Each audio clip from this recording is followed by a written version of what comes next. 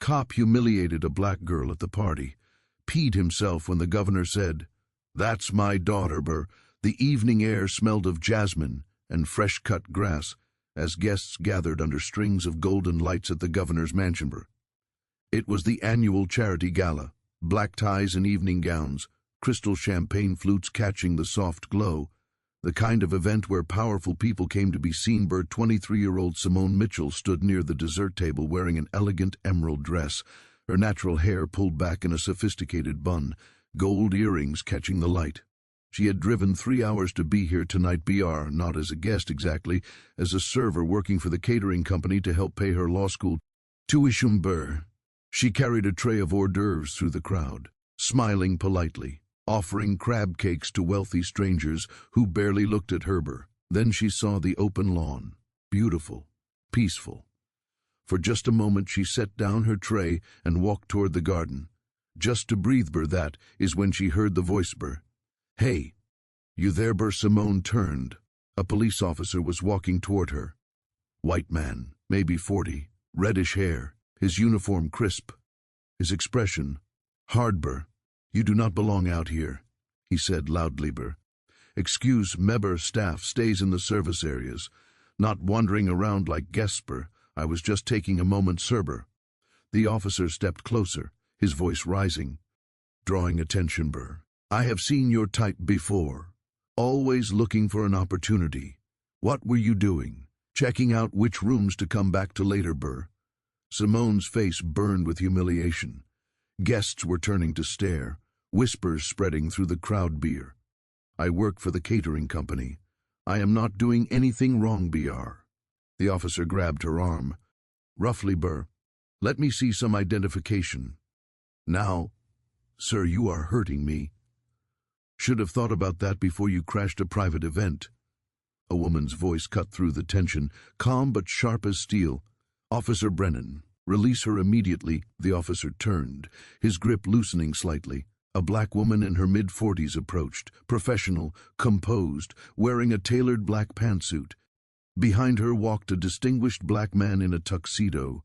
"This girl was trespassing, ma'am. I am just doing my job." The woman's eyes were ice. "That girl, as you call her, is my daughter." The color drained from Officer Brennan's face. "You're what?" "My daughter, Simone Mitchell. And unless you can provide a legitimate reason for assaulting her, I suggest you remove your hand." Officer Brennan let go like he had touched fire. He looked around wildly, at the crowd watching, at the mansion behind them, at the woman standing before him with absolute authority. "I did not know. I thought she was—" "You thought what exactly?" "That a young black woman could not possibly belong here. I was protecting the property, Governor Mitchell." The words hung in the air. Governor Mitchell. Officer Brennan realized what he had just said, who he had just said it to. His face went from pale to greenish. Simone's mother stepped closer, her voice quiet now. "Deadlier for it. You saw my daughter, a well-dressed young woman standing peacefully in a garden, and your first instinct was to assume criminality, to use physical force, to humiliate her in front of 100 witnesses. That is not what I, Governor, please." Patricia Mitchell held up one hand. Silence fell. "Officer Brennan, you were hired to provide security, not to profile my guests based on the color of their skin, not to assault young women who have done nothing wrong." Behind her, the man in the tuxedo spoke, his voice deep and measured. "I am Marcus Mitchell, Deputy Attorney General. I witnessed this entire interaction. You grabbed my daughter without cause. You made racist assumptions, and you have embarrassed yourself and this department." Officer Brennan was shaking now, sweat beading on his forehead. "I am sorry. I made a mistake. I thought you thought she did not belong here," Patricia said. In her own home, the garden had gone completely silent. 100 people watching this moment unfold. Simone stood quietly, tears threatening but refusing to fall. She had faced this before, different settings, same assumptions, but never quite so publicly. Her mother turned to her, touched her face gently. "Are you all right, sweetheart?" "Yes, Mama." Patricia looked back at Officer Brennan. "You are dismissed, effective immediately. Your supervisor will be contacted tomorrow.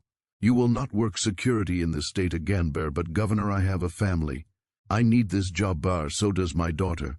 And yet you tried to have her arrested at her own mother's event bar, please.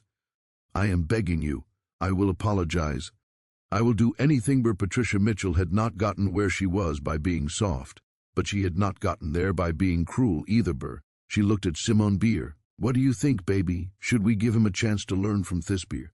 Simone looked at Officer Brennan, saw genuine fear, genuine regret, maybe even the beginning of genuine understanding. She thought about her grandmother, the woman who raised her mother, who lived through segregation and worse, who always said, hurt people, but healing has to start somewhere. Simone spoke quietly. I think people deserve a chance to grow, if they are willing to do the work. Patricia nodded. Looked back at Brennan. You will issue a formal written apology. You will complete mandatory bias training. You will volunteer 100 hours at community centers in predominantly black neighborhoods. And if I ever hear of you treating anyone this way again, your career in law enforcement is over. Understood? Yes, ma'am. Thank you, ma'am. I am truly sorry. He looked at Simone, his eyes red. I am sorry, Miss Mitchell. I was wrong. Completely wrong. Simone nodded once, said nothing. Some apologies take time to accept. Officer Brennan walked away, shoulders slumped. A changed man or just a chastened one? Time would tell. The crowd slowly returned to their conversations. The string quartet started playing again. But something had shifted in the air. Marcus Mitchell put his arm around his daughter. You handled that with more grace than I would have. Grandma Ruth taught me. Simone said. Patricia smiled. She certainly did. Now let us get you out of that catering uniform and into something befitting the governor's daughter. Actually, Mama, I would like to finish my shift. I committed to the work. I should see it through. Patricia's eyes filled with pride. That is my girl. Later that evening, as guests departed and lights dimmed, Simone stood with her parents on the veranda. Her mother spoke softly. I am sorry that happened to you tonight. It was not the first time, Mama. It will not be the last. I know. And that breaks my heart. But you showed me something important tonight, Simone said. You showed everyone that actions have consequences, that power used correctly protects the vulnerable. That is why you do what you do. Patricia squeezed her daughter's hand. That is why we both do what we do. You are going to be an extraordinary lawyer. I learned from the best. They stood together. 3 generations of strength, of dignity, of grace under pressure. The garden lights twinkled above them. The jasmine still smelled sweet, and somewhere in the city a police officer was beginning to understand what he had been taught to fear instead of taught to see. Change comes slowly. One confrontation, one conversation, one act of grace at a time. But it comes. If this story moved you, please like and share it with others who need to hear it. Subscribe to our channel for more stories about dignity, justice, and the courage to stand up for what is right. And comment below about a time when someone judged you unfairly and how you responded. Your story matters. Your voice matters.